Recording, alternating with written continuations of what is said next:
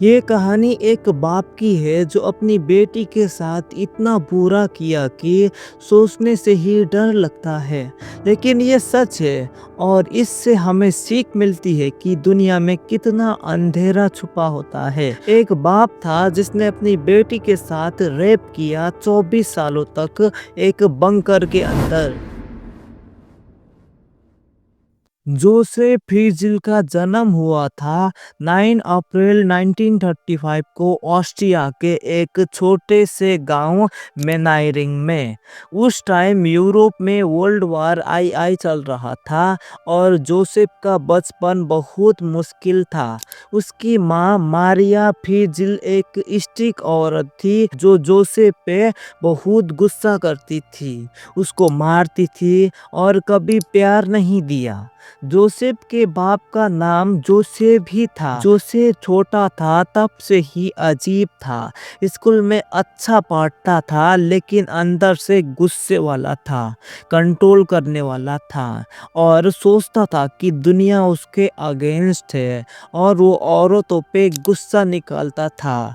15 साल की उम्र में जोसेफ ने पहली बार एक लड़की के साथ गलत काम किया और उसको जेल भी हुई 1 साल के लिए।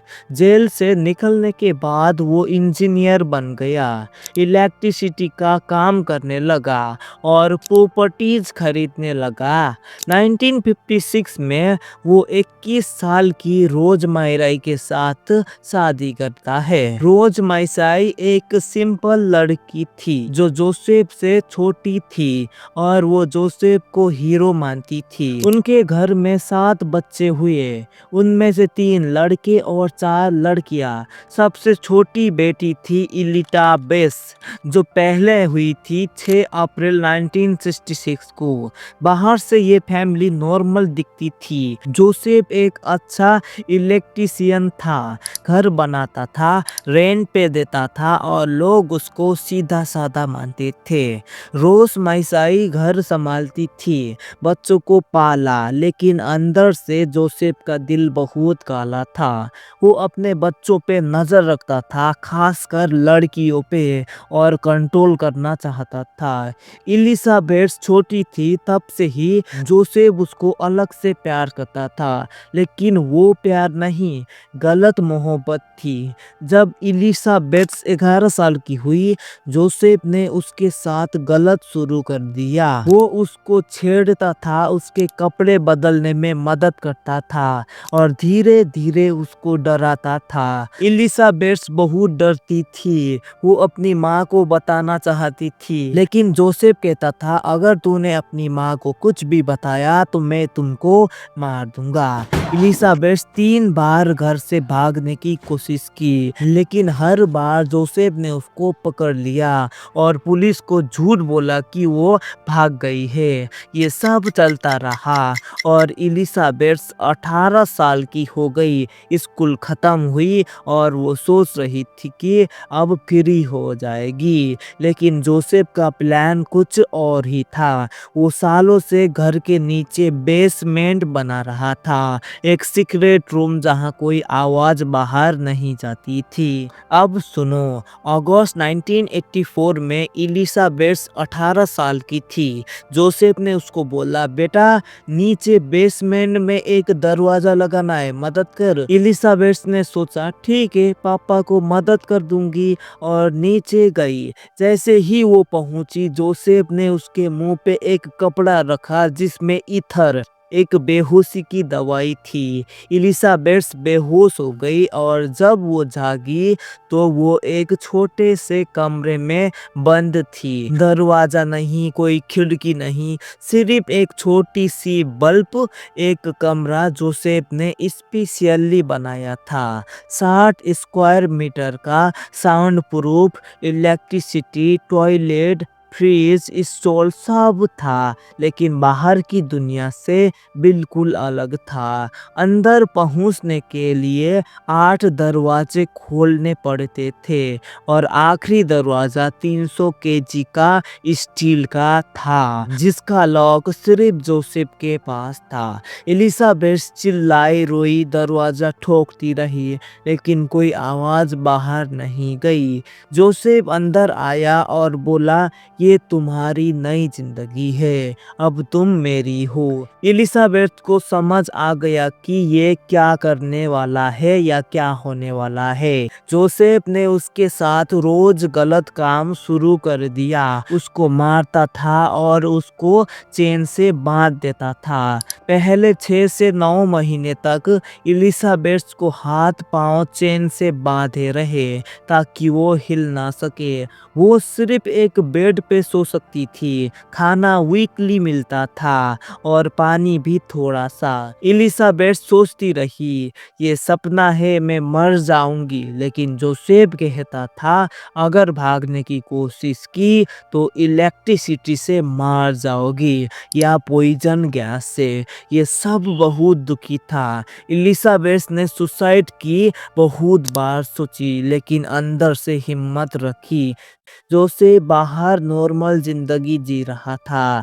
रोसेमाइस को बोला कि एलिजाबेथ घर से भाग गई है, एक धार्मिक ग्रुप में ज्वाइन कर लिया है और वो लेटर भेज रही है। जोसेफ ने एलिजाबेथ से ही वो लेटर लिखवाया और पोस्ट किया। रोसेमाइस को शक नहीं हुआ क्योंकि एलिजाबेथ पहले भी भागी थी और पुलिस ने भी केस बंद कर दिया। जोसेफ के घर में और लोग रहते थे, किराएदार, लेकिन कोई नीचे नहीं जाते थे क्योंकि जोसेफ ने दरवाजा छुपा रखा था। ये सीक्रेट 24 साल तक छुपा रहा और जोसेफ रोज नीचे जाता, कभी 3-4 बार अपनी बेटी के साथ गलत काम करता था और उसको टॉर्चर करता था। एलिजाबेथ की जिंदगी एक कैद हो गई, बिना सूरज के रोशनी के, बिना हवा, बिना दोस्त, सिर्फ अंधेरा और डर।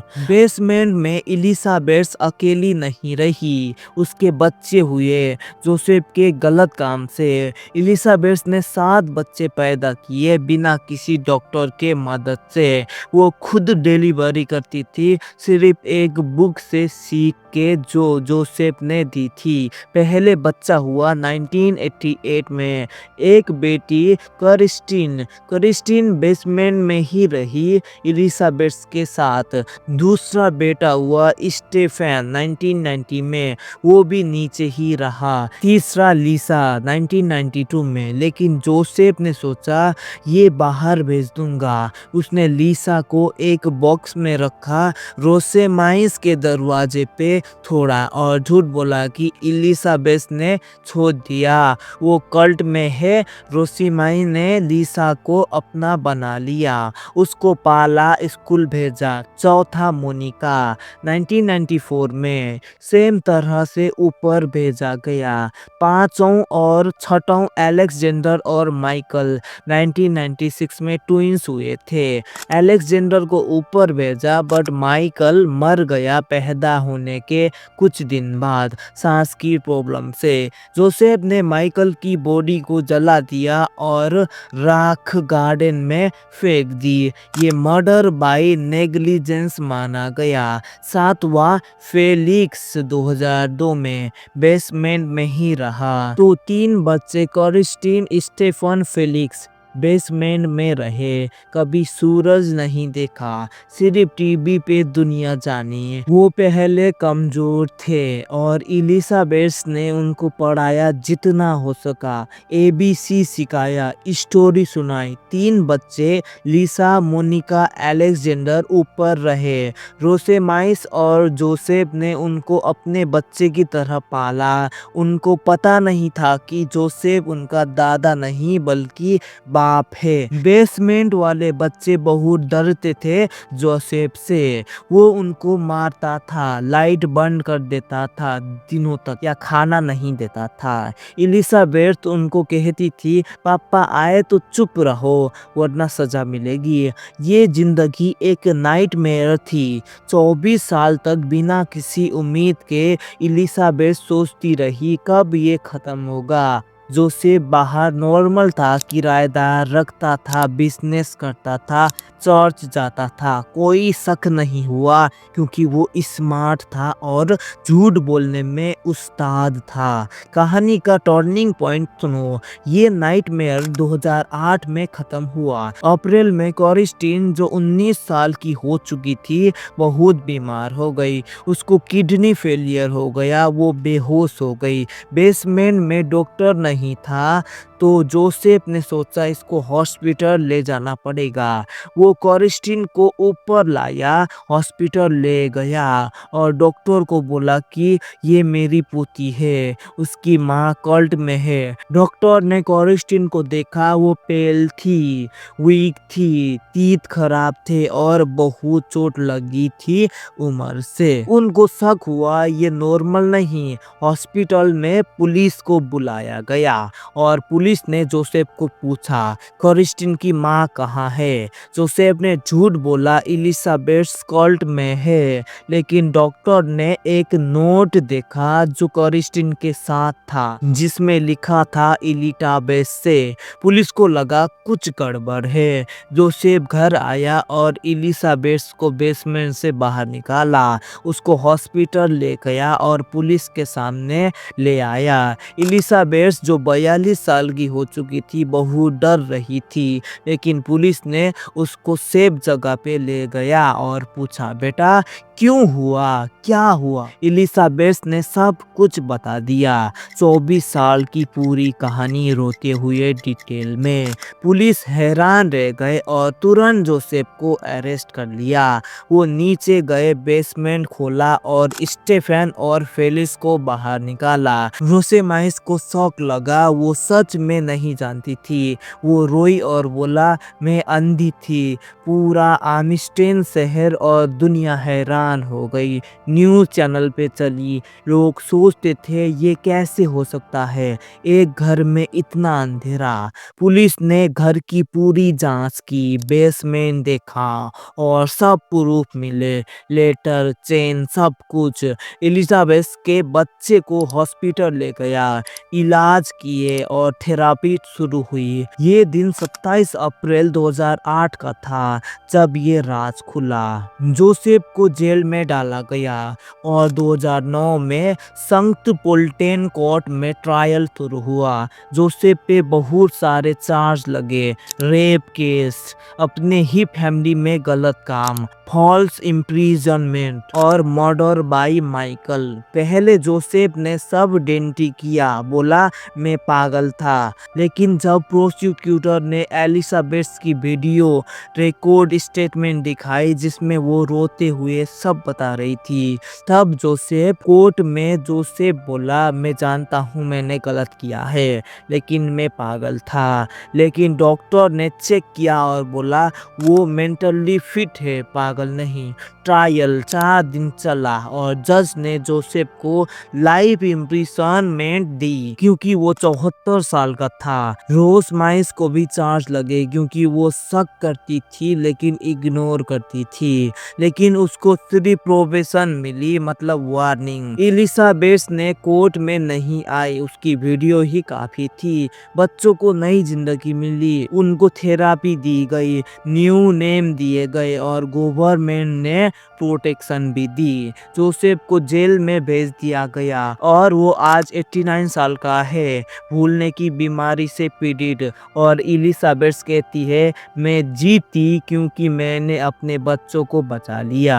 दुनिया ने इस केस से सीखा फैमिली में सीक्रेट को इग्नोर मत करो, बच्चों पे नजर रखो और अगर शक हो तो पुलिस को जरूर बताओ। अगर आपको कभी ऐसा कुछ फील हो तो मदद लो पुलिस या हेल्पलाइन से। यही थी जोसेफ फ्रीजिल केस की पूरी लंबी कहानी। अगर आपको वीडियो अच्छी लगी तो लाइक और सब्सक्राइब जरूर करिएगा। हम आपके लिए आने वाले टाइम पे ऐसी अच्छी वीडियो लाते रहेंगे। नॉम्स डीप टीवी को फॉलो करना कभी मत भूलना।